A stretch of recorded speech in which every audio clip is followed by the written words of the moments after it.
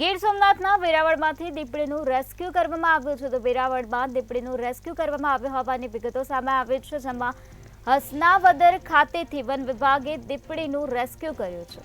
4 દિવસ પહેલા બાળકને દીપડીએ ફાડી ખાધો હતો. માનવભક્ષી દીપડીને વન વિભાગે પાંજરે પૂરી દીધી છે. દીપડીનું રેસ્ક્યુ કરીને મેડિકલ ચેકઅપ ખાતે ખસેડવામાં આવી છે.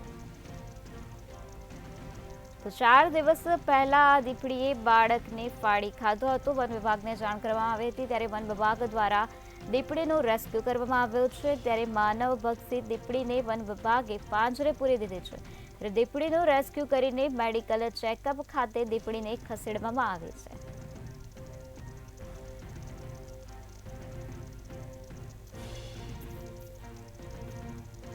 ગીર સોમનાથના વેરાવળમાંથી દીપડીનું રેસ્ક્યુ કરવામાં આવ્યું છે, જેમાં હસનાવદર ખાતેથી વન વિભાગે દીપડીનું રેસ્ક્યુ કર્યું છે. દીપડીને પાંજરે પૂરી લીધી છે.